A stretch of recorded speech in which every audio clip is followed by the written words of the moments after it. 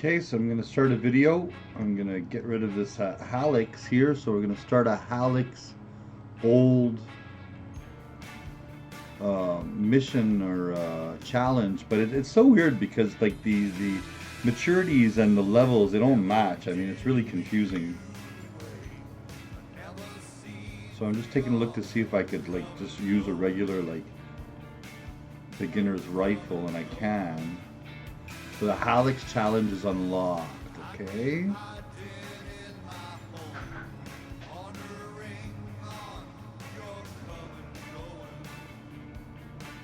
So there's one thing I've got to do before I continue this challenge. Let's go hang my laundry. So I'm gonna go do that. Put you on pause while I do this.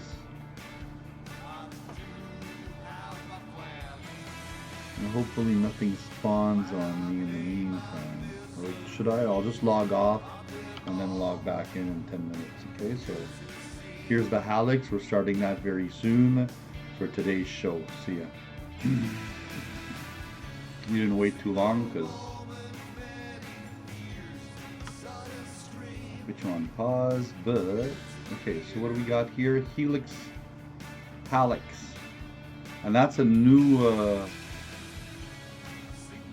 oh yeah, so it doesn't take much to kill them. So I'm gonna stick to my little entry-level gun. They look very much like the other creature I was taking care of there earlier. Just a different color, eh?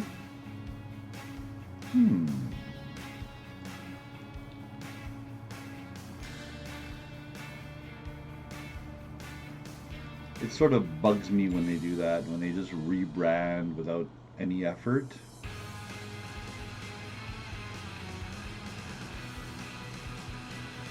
I bet there's a good reason for this. Could look into it. The other ones are green, those are red.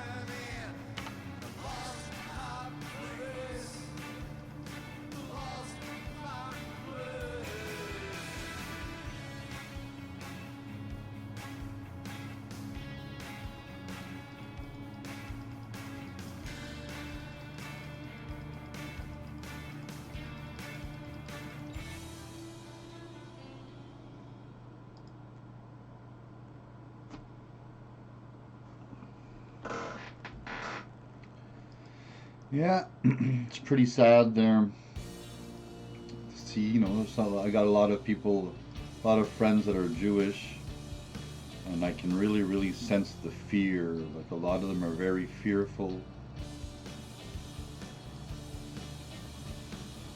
You know, like you can't just put everybody in the same basket. Like people standing in another country have nothing to do with what's happening in Israel. War over religion is senseless.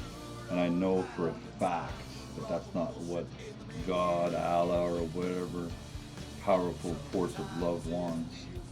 Anybody who abides by that is actually falling for like fucking Satanism. Centralized power is Satanism. Okay?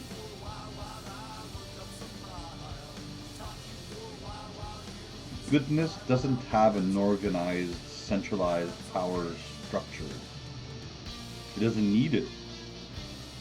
You only have to keep evil under check. You get it? Like good people don't need to be kept under check. You know what's right. Evil people are the lazy pieces of shit that fucking have to be kept under check. I can't stand evil people.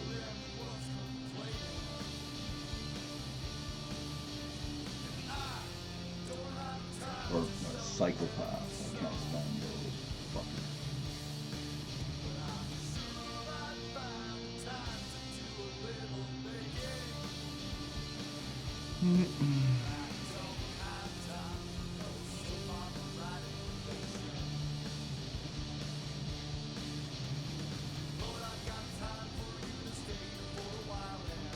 And unfortunately, there's a lot of psychopaths that have investments in the war right now, and they're doing everything to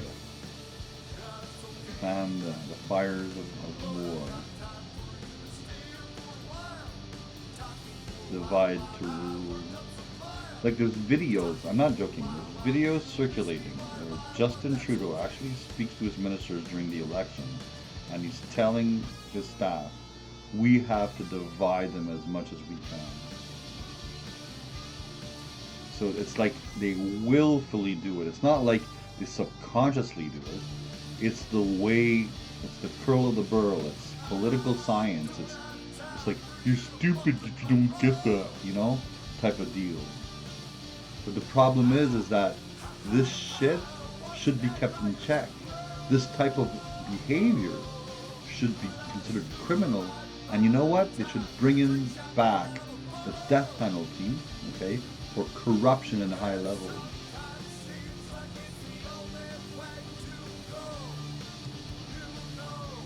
Keep some of those, you know, private bankers in check and people that are like actually turning this planet into the shithole that it's becoming, making people eat bugs, hoping that people are fucking like dying, force vaccinating people, forcing people into other jobs even before technology is even ready. It's like the arrogance of the people that are in power right now is absolutely incredible hubris.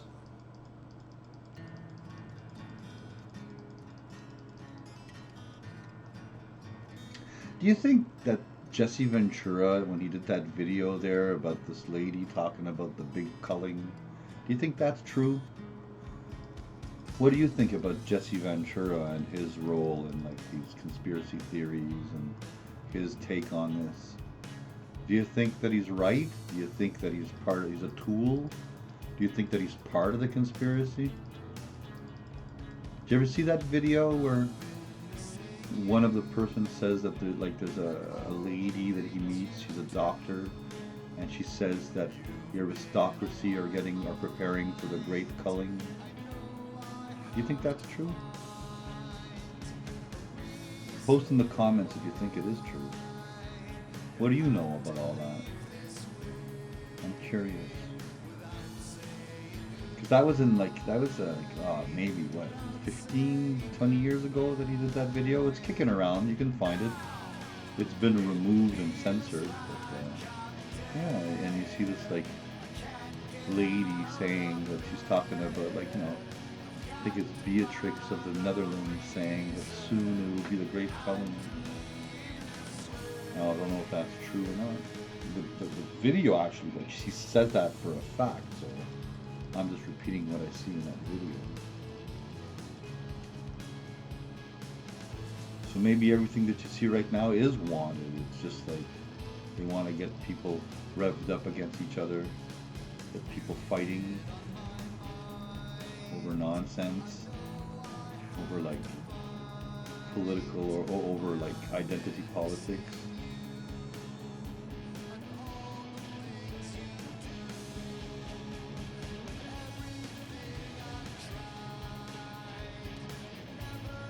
Yeah, that's what I can't stand about the neoliberalism.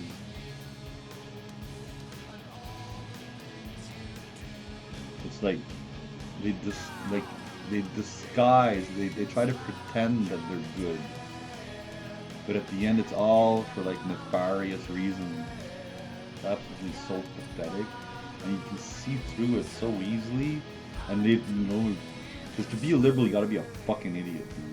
Seriously. So you start from that premise, and then from there, like, 'cause you don't get anything when you're a liberal. There's stuff missing in the big picture.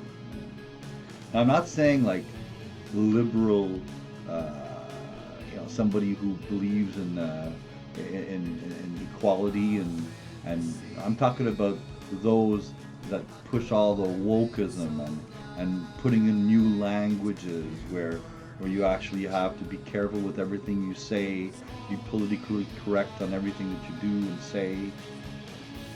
The ones that are pushing for cars to be removed off the roads and would be ready to like ice to get people to lock down people for either a virus for sure, but no doubt for the economy either.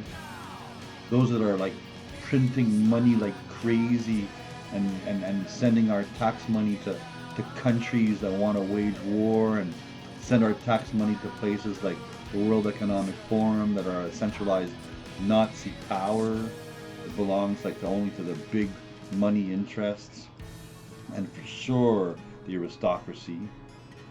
And this aristocracy, I mean, there's no doubt that they want to reduce the population. You can actually see many speeches by different members, including King Charles's father there, Philip, that was talking. He said, like, humans are like a virus. He says, I wish when I die I'd reincarnate as a virus. So it's not that this desire to reduce population uh, by the elite, saying that we take up like the resources that exists. And when you've got people like with a lot of power and money who have those desires, all these things can happen. We just got to be careful and take a look and make sure that we understand why they're trying to get people to fight.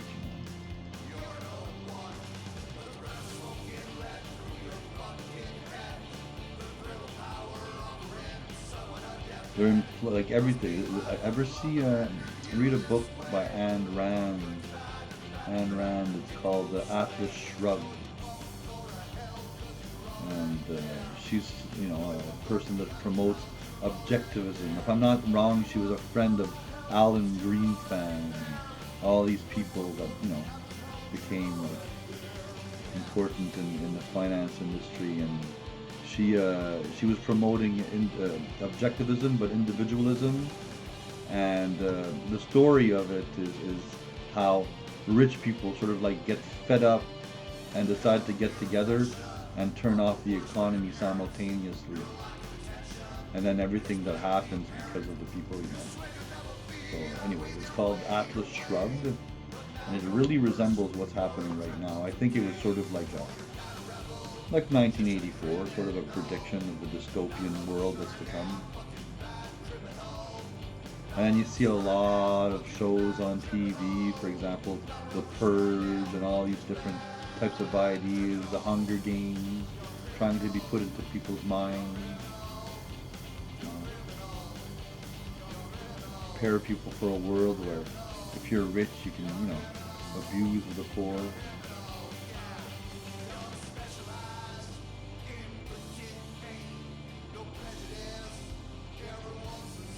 Don't get me wrong. They're gonna use the base desires of every human being against them, and that's how good that they are with psychology. Well done. You have proven your ability to find and eliminate Halix. You may take the next stage of this challenge from the terminal at any time. Would you like to start the next stage now? Yes, bring it on. There you go. So, I don't take any sides, although I do have more Jewish ancestry than I have Arab ancestry.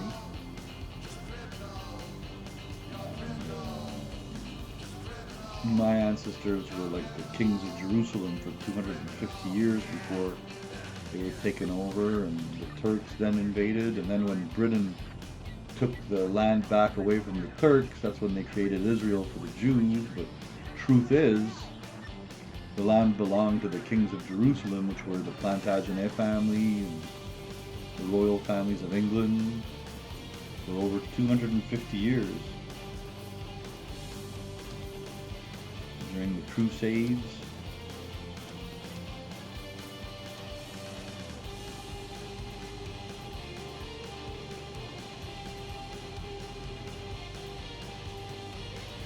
There's no doubt that I think that the Christians should have a right to be free in the Holy Land, and I think that the Jews should be free in the Holy Land, and I think that the Arabs or the Islam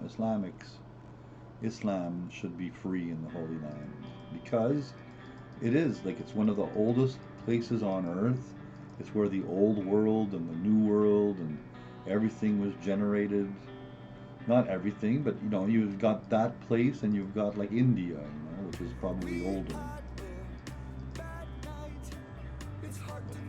From the original civilizations of the Hindu Valley, they split, and some went in one direction, and another went in the other, and it's amazing how we're all related, really. Why don't we get that? Like, why would a religion separate you from someone else? This doesn't make sense. You know what just separates you from someone else? Like, somebody who's evil, yeah, you cast them apart. But what do you do with somebody if you cast them apart, do you think they're going to get better? No, I mean, what do you do with evil people? You give them love. You try to to lead them on the right path, the path of righteousness.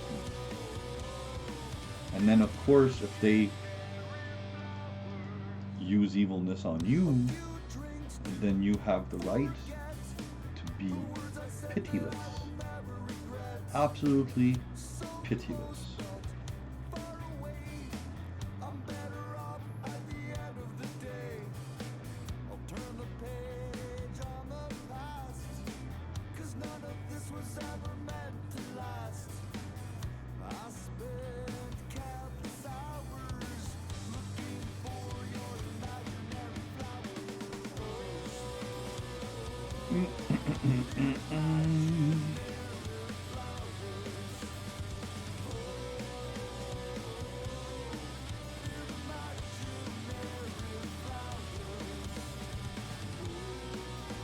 There's not much to talk about the game. Like I've done how many shows so far.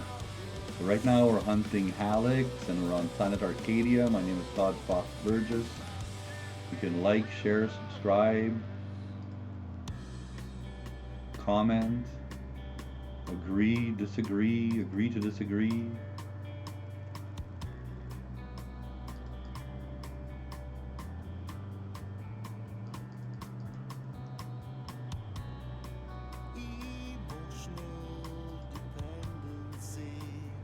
Yeah, but it's super important that in times of peace you prepare for war.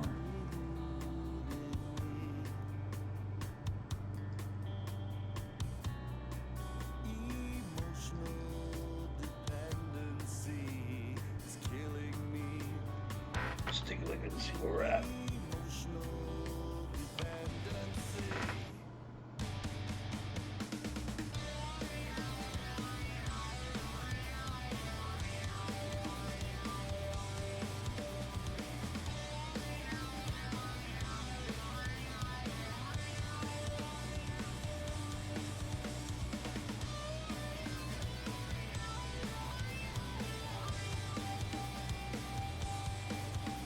I'm at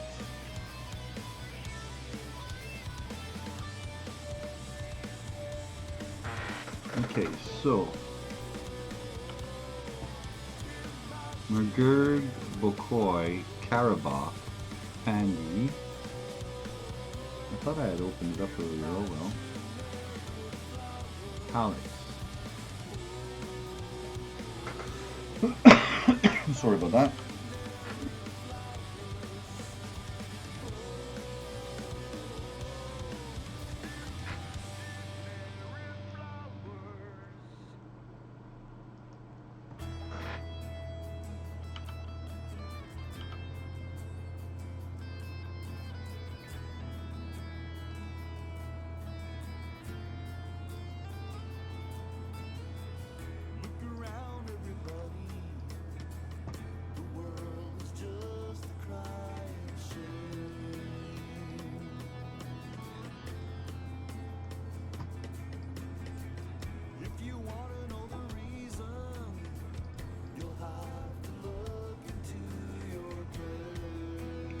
They're pretty well camouflaged.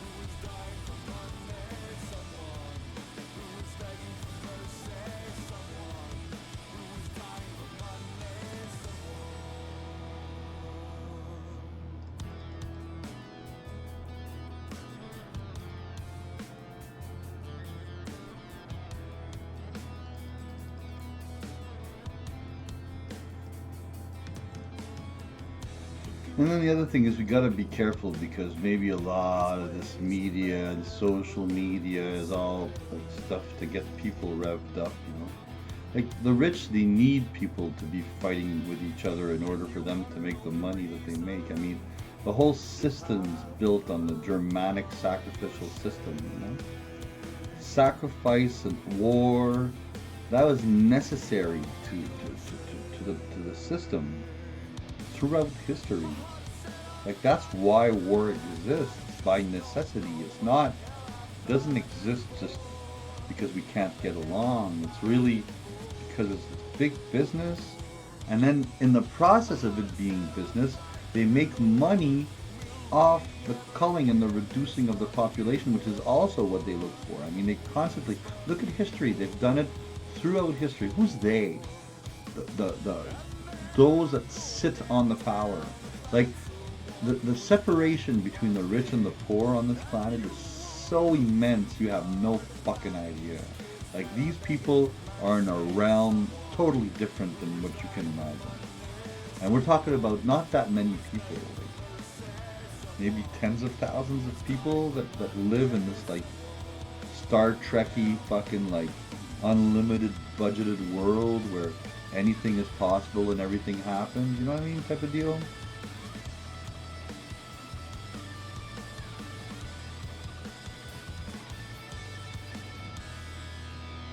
Like the world of the underground bases and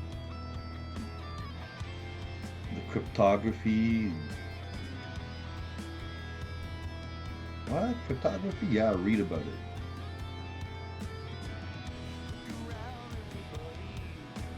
They learn like how to speak in codes to keep things secret from people. They consider like outsiders as enemies.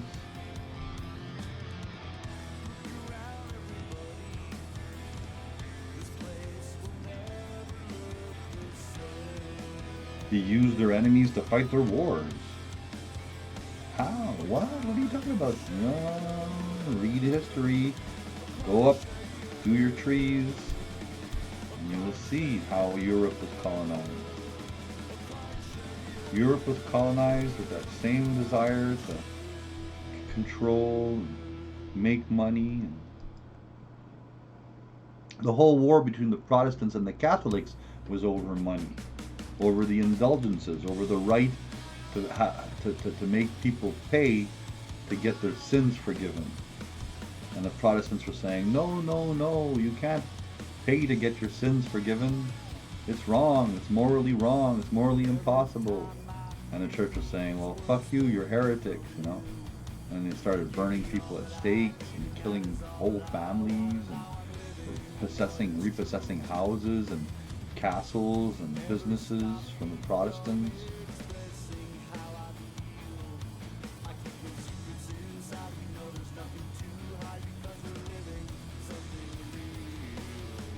The fact that England is an island, I think, is one of the main reasons why it took so long, and that like Protestantism was able to survive. You know, even today you can't be Catholic and be the King of England, but yeah, people like most of the royal family right now descend from Germans. That's the truth.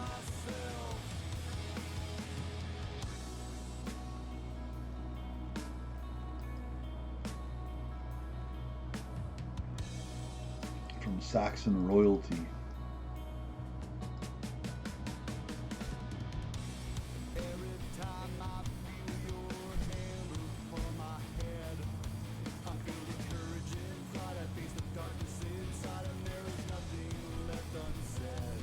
Saxon and Viking, Norwegian. I mean, ultimately, when you go up into the lines of the royal families, it leads into Norwegian royalty. R1B.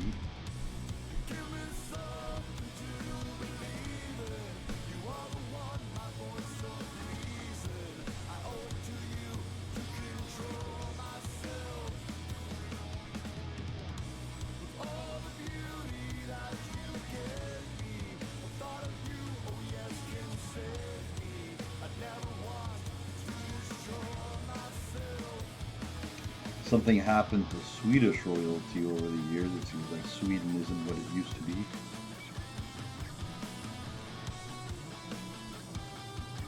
I think it's the Bernadotte family. The guy was adopted by a Swedish king and became king after being adopted. That's a little weird.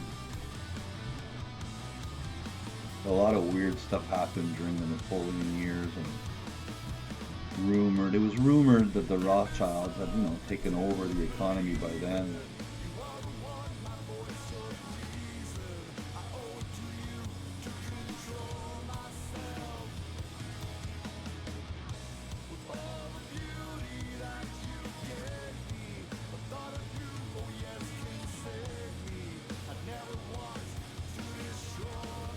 Like, people from Quebec descend from the old regime. Like the kings of France, the Valois kings of France, Francis de Valois is my ancestor. But those after that, not. You get it? So the Valois were replaced.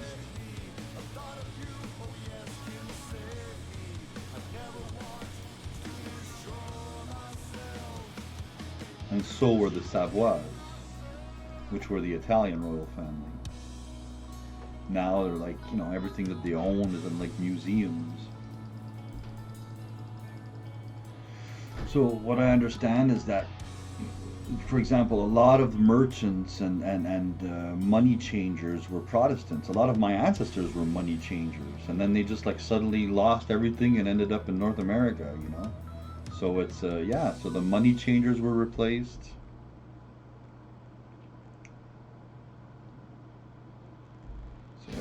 A lot of people seem to have been replaced that were in the in the commerce, and the Huguenots and Protestants were known to be very big in commerce.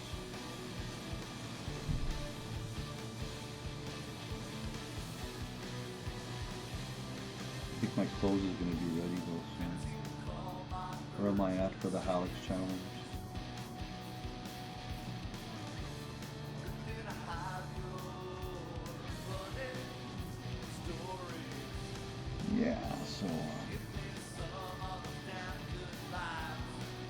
you can see that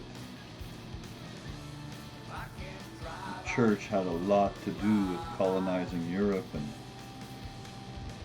taking over the ways of life, which, for example, the Celtics were pagan. They were like indigenous, and they were in tune with the planet and with nature. The invading Germanics, they just like ravaged everything. They came in, and everything that they touched, they would turn into waste. They still do it. I mean, you go look at what Texas looks like today. That's the highest, and I've got nothing against Germanics. I'm Germanic myself, but they're people that are very they take and take and take and take. You can't just take all the time. You have to make sure that you replenish. So Europe was colonized by the barbarian invasions. They came in, even though they were related, somehow, they came in and had no pity of the people that were already there. And you can see all the stories throughout history. You can, for example, through my French ancestry, it leads into the Huns, into the Hungarians, into the Scythians, into the Armenian kings. And then through my Plantagenets, it leads into Lusignan, into the Scottish, the Picts, into the Scythians. It leads into the Cumans. And what you see is that the Khazars would finance. Actually, the first emperors in the Byzantine emperors, they were Jewish, and they were promoting Christianity. So the Khazars are behind the promotion of Christianity. 500, 400 AD. I'm not saying that Christianity didn't exist before. I'm just saying that as an institution that was going to conquer, that's about when it started, 400 AD. Could I see at least? And then these people, they started what we call, didn't start it, it probably existed throughout history, but feudalism. So the feudalism that the Normans were using is actually inspired from the Byzantine Empire, because a lot of these Normans and a lot of Vikings were Varangians, and they actually ended up working for the Byzantine Empire. So the Byzantine Empire had a big role to play in the Christianization of Europe and the colonization of Europe. And then eventually the Byzantine Empire was conquered. So suddenly the church had to move to Rome.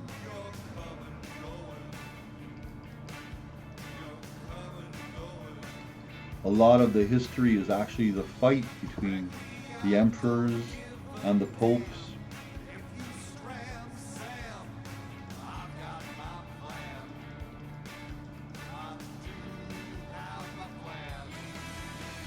I think it's the Guelphs and the Ghibellines. Read about that. I don't know if I pronounce it right.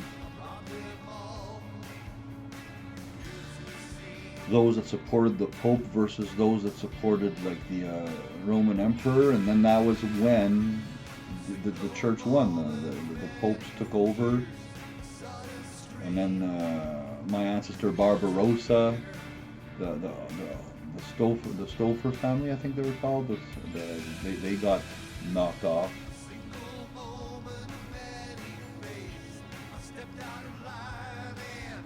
And then Emperor Otto came around, and suddenly Holy Roman Empire was in full control by the church. Now, a lot of the kings and the descendants of the kings of Jerusalem, what happened is that the Templars got toppled. A lot of these people that ran away from the Middle East that survived they had tons of money. They were like bankers in the Middle East, but when they came back, they had no land, you know. So a lot of their descendants became Protestants. They were against the church.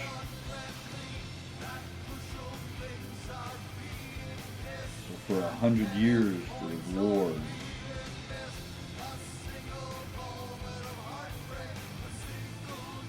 And there were wars between them. It was always about money. About the right for the church to make money off people's sins.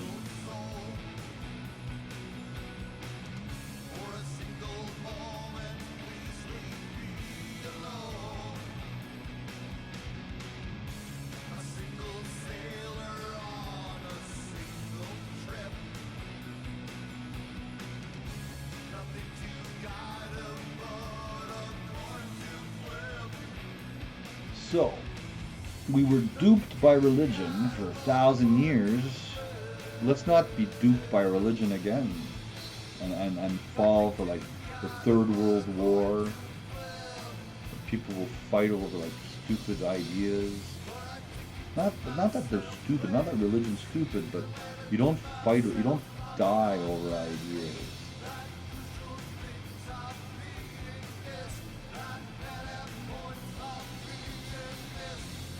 If you die for ideas, at least die of a really slow death. And that's what Georges Brassens, this French singer, says. Mourir pour des idées, d'accord, mais de mort lente. Mais de mort lente.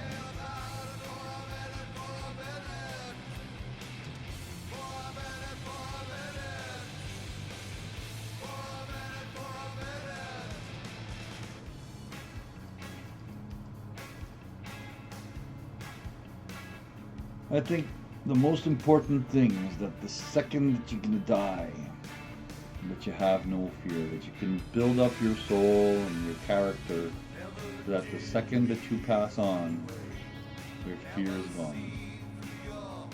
And if you can't make it up, manage to pull that off in this life, you might have to do it again in another life. I don't know why I believe that. That's what I believe.